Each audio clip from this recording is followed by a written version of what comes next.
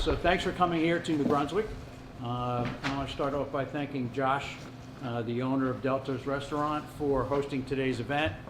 Delta's has been a cornerstone of downtown New Brunswick since 1999, a place where community gathers, where culture and culinary experience come together, and where the heart of the city is always on display.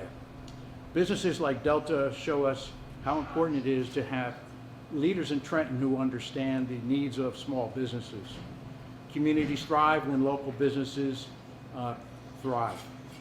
When storefronts and restaurants are open, when entrepreneurs are supported, when families can live, work, and gather in vibrant, walkable, welcoming neighborhoods.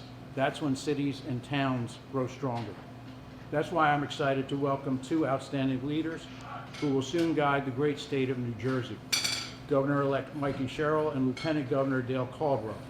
They have been hard at work making sure they hit the ground running day one. Governor-Elect Sherill, your record speaks for itself in everything you do. You always put service, integrity, and people first. New Jersey is excited as you bring that same commitment to the governor's office. Your vision for improving state services, supporting families, and delivering real results for New Jerseyans will make a real and meaningful difference throughout our entire state. And now New Brunswick gets to share Dale Caldwell with the rest of the state. For more than 2 decades, he has served this city with heart and purpose. He helped strengthen our schools, support our families, and strengthen our neighborhoods. He has long been a champion of economic development, education, entrepreneurship, and community revitalization. Everyone who has ever worked with Dale knows one thing above all else.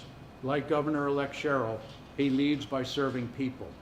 His voice in the State House would be an invaluable asset to cities like ours, cities that are filled with small businesses like Delta's, that power our local economy and shape our identity.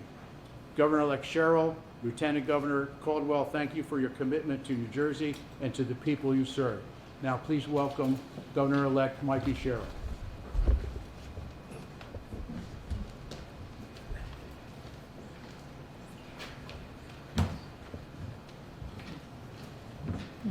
Well, thank you. Thank you to everyone for coming out to Delta's this morning. Thanks, Mayor Cahill, and thanks to our owner, Josh Suggs, for welcoming us today. I'm really thrilled to announce my first cabinet appointee. I'm not going to shock you when I say it is Dr. Dale Caldwell, our Lieutenant Governor-elect, will be our next Secretary of State. So I know that with his breadth of experience, with his background in education and business and nonprofit, working for this state, and the fact that he's also an athlete, a pastor, and a parent, I know he is going to bring tremendous expertise to this role. And his resume is obviously incredibly impressive. And one of the things that continues to speak to me is his servant leadership. The fact that he puts himself last, that his relentless commitment to serving the people of New Jersey shines through in every single way. And as he himself would put it, he has always been and worked to be a voice for the voiceless. So I can't think of anyone better to lead in the role of Secretary of State, because Dale and I are on a mission to deliver for the people of New Jersey. And we know that making sure state government is transparent and accountable is how we begin this endeavor. During the transition, I'm building a cabinet that both reflects our state and reflects our values, a commitment to service, and a relentless focus on taking on the status quo. The Secretary of State oversees a wide range of critical functions of state government, and I know that Dale is well qualified to deliver. As our Secretary of State, he'll oversee the Business Action Center, a key commitment of mine, making that more muscular and spearheading our efforts to support small businesses. With Dale at the helm, we'll get right to work in our first 100 days cutting through red tape and permitting to reduce the amount of time it takes to open up small businesses here in New Jersey. We'll improve transparency so small businesses can see the status of their permits and approvals, and make the Business Action Center more robust so minority-owned businesses have access to resources and capital to address disparities that have hurt businesses across our state. So his goal will constantly be to save New Jerseyans time and money. Dale will also oversee culture and tourism in the Garden State, with the World Cup coming to the Meadowlands and New Jersey taking center stage in America's 250th birthday celebration. That will be no small order. And who better to do that than somebody who himself has been an athlete and a history buff like me. I know he'll do a phenomenal job preparing to welcome people from across the globe while ensuring that all communities have a seat at the table and are able to reap the economic benefits. So from increased tourist traffic at local businesses, bars, and restaurants, to advertising and higher ridership from across the globe on New Jersey Transit, we have huge economic opportunities, and Dale is going to spearhead ensuring our businesses see success. So finally, our Secretary of State oversees election security. It's a profound responsibility, especially given we have a president and an administration trying to undermine our Constitution and our elections. This year, we here in New Jersey showed up in record numbers, and we rejected the Trump administration to cast our vote to chart a new path forward in our state. And yet we had people like Alina Habba, currently serving illegally as the U.S. Attorney of our state, at my old office here in New Jersey, trying to intimidate voters and attempting to get people to stay home and not cast their ballots. One thing we know about New Jerseyans is that we are tough, and we're certainly not going to back down from a fight to protect the things that we care about. With Dale at the helm, we'll be able to ensure that every New Jersey citizen has access to the ballot box and can have a say in New Jersey's future. Dale's father marched with Dr. Martin Luther King. He knows that the right to vote is never one to be taken for granted, and that while progress isn't always linear, we can't ever give up the fight to ensure that every New Jerseyan can have their voice heard. I know Dale will be an excellent steward of our elections, and he'll oversee them with the care, nonpartisanship, and the precision that they require. So with that, it's truly my honor to introduce our next Secretary of State, Lieutenant Governor-Elect Dr. Dale Caldwell. Good morning. Good morning. Thank you very much. Governor-Elect, just want to thank you for the confidence you've had in me. It's you know, there are three phases in the campaign. We have the campaign, we have the transition, and then we have governing. And it's just, you know, the more time we spend together, the more impressed I am about all that you do, but especially listening, and especially really trying to make sure that communities are heard. It's wonderful to be here this morning because in 1999, when Josh Suggs had opened this, it was Hurricane Floyd, and I actually helped them open up when they first came. So this is kind of a coming home time for me, and so it is just an incredible opportunity to serve as Lieutenant Governor, but also Secretary of State. As you know, the Lieutenant Governor has to serve in a department, and so, you know, one of the reasons I want to do this is to really support Mikey's focus on driving an agenda that expands opportunity, that lowers barriers, and brings real accountability to government. You know, the administration is committed to innovation and rejecting politics as usual. This is a time when we're looking at things with brand new eyes to really begin to address the many challenges in the state of New Jersey. So we're serving with and knowing Mikey a focus on urgency, a focus on purpose, and a deep belief in lifting up our communities and making sure that all communities, no matter what the zip code is, are as strong as they possibly can. So the kind of three areas I wanted to talk about at the Department of State. One are small businesses, and I have the opportunity to lead the Save Time and Money Transition Committee to really focus on cutting through red tape and eliminating unnecessary fees and delays, and ensuring that small businesses, and especially minority-owned businesses, can get the real reliable support they need and the opportunities that they deserve given their capabilities. And so as we look at this idea of saving time and money, we are laser focused on really trying to reduce this red tape and this challenging delay that costs small businesses like Delta's a lot of money. The second piece is culture and tourism, and if anybody who knows me knows that, like Mikey, we love history. You know, we love history, and this state has one of the richest histories in America. And so, so as the Secretary of State, we want to make sure that that history is not only collected, but is as vibrant as possible, and that it reaches all of the population. I think too many people don't understand how incredible New Jersey is. As you know, this is an incredible time. We have the 250th anniversary of this country in New Jersey, and the largest sporting event in the world, the World Cup, is going to be here this year. And so one of the things that we have to make sure is that those tremendous opportunities need to translate with revenue to small businesses, to have watch parties, to do other things in restaurants, to really make sure that people have opportunities to have jobs and to really grow. And we want to deliver and elevate the arts and the culture and sports and the economic engines that really help this state really grow.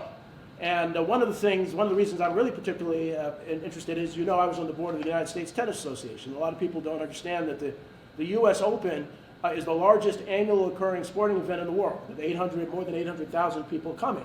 And it has greater economic, it's a greater economic engine than all the Yankees, Mets, Rangers, Knicks games combined. So the opportunity to have the World Cup here can translate to hundreds of millions of dollars in local communities. And finally, as you heard the Governor-Elect say, election security.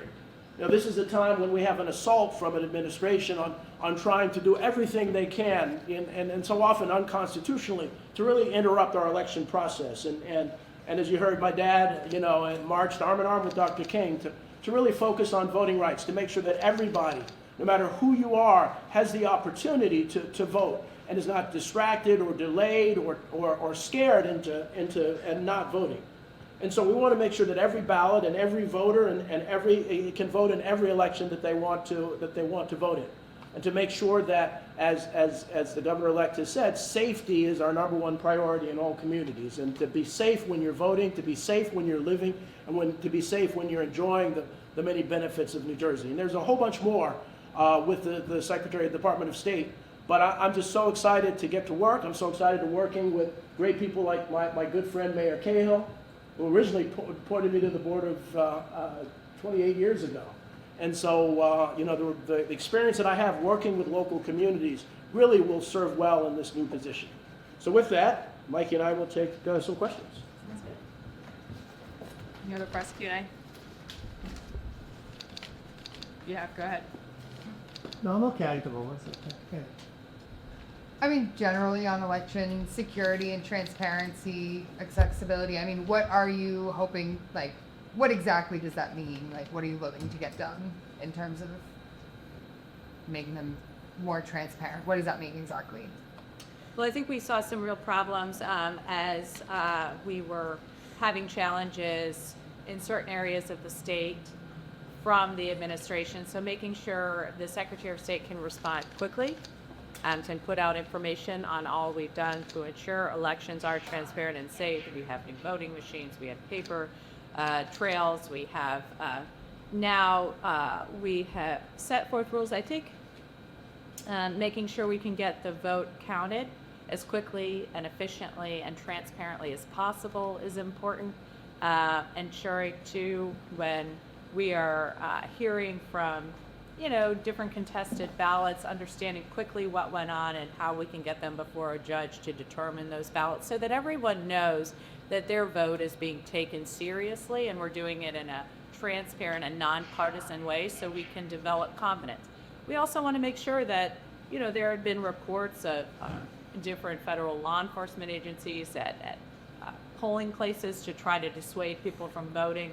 So ensuring that everyone feels safe coming to vote and knows that they have the option to vote by mail as well if they don't feel like they want to come in person to the polls. So in every single way we can, making sure everyone knows that they are safe in voting, that their vote is secure and will be counted in a nonpartisan way. And so really just to build on what the Governor-elect said is that, you know, there's also intimidation too. And so we want to make sure that no one's intimidated, that everybody is encouraged to vote, which includes voter election, which includes, that's part of the historical thing, to let people know why it's important and that it really, really matters, as it did in our election. Did you see any intimidation a month ago in your election? And you mentioned intimidation and bad things happening out there. Did you see any signs? Well, of I it? think this election went very well. I didn't particularly see that, but again, I'm part of this National Lieutenant Governors Association that I've been talking to people, so best practices around the country.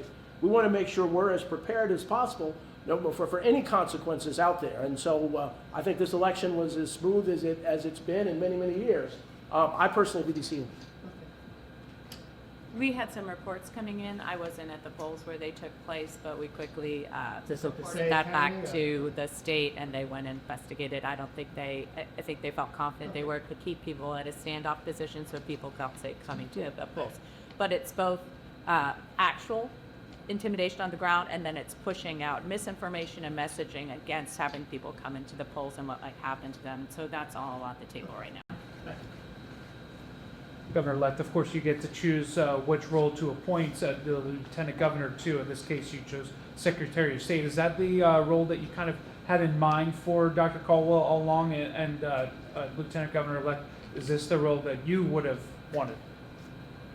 So this was and you, I don't want to speak for Dale, but this was a role that Dr. Caldwell brought up at our very first meeting. He served in state government before and knew that given his background, as he sometimes says, in bringing together different small actors in the community, small businesses, small churches, small nonprofits, that he really felt there was an opportunity in the State Department with things like the Business Action Center to deliver for small businesses and in communities like that. And then certainly with his father's background, and something that he passed on to Dale about how important elections are, how important getting engaged and involved is, that was something I believe that spoke to Dale as well. Yeah, and then I would say, obviously, I was Deputy Commissioner of the Department of Community Affairs, so I could have been there. I have K-16 experience. But you know, in talking with the Governor-elect, I wanted to be of much service to the agenda of accountability, transparency, small business. There's a faith operation within that department as a pastor that obviously aligns very much with my background. So you're going to see some really interesting things happening in the Department of State from a community up level. So it's kind of exciting, and that's what really excited me about that, the opportunity to really advance the governor's agenda, Governor-elect's agenda. Yeah. Hi, Governor-elect. Congratulations, Dr. Caldwell. Charlie Cranville, New Brunswick today. On August 8th, just a few blocks away from here, the New Brunswick police shot and killed a 68-year-old woman named Deborah Terrell. It's been almost 4 months since then. The Attorney General still does not name the officer who shot Ms. Terrell. You talked about transparency and accountability. Do you have any comment on this tragedy, and what do you think should happen as far as transparency with this situation? So certainly, you know, with tragedies like that and understanding ongoing investigations, the community has a right to know and understand information going forward, but that is also balanced by ongoing investigations into what happened. So I'm happy to look into that and get more information on it, but thank you. Additional press Q&A? While you're here, any comment on the bill up today on the comptroller that's up in the legislature today? So I don't comment on pending legislation, but I have been very clear that in my administration, I'm demanding accountability and transparency, and I will be opposed to anything that walks that back in any form. So if this bill came up during your time as governor, would you veto it? I would be against anything that removes any accountability or transparency, so I'd have to see the final state of the bill, which, you know, hasn't been produced yet. All right. Anyone have any last questions? If not, we'll wrap up. Thank you all so much. I really appreciate you coming out today. Thanks again, and we'll have more announcements soon. Thank you. Thank you. Thank you very much.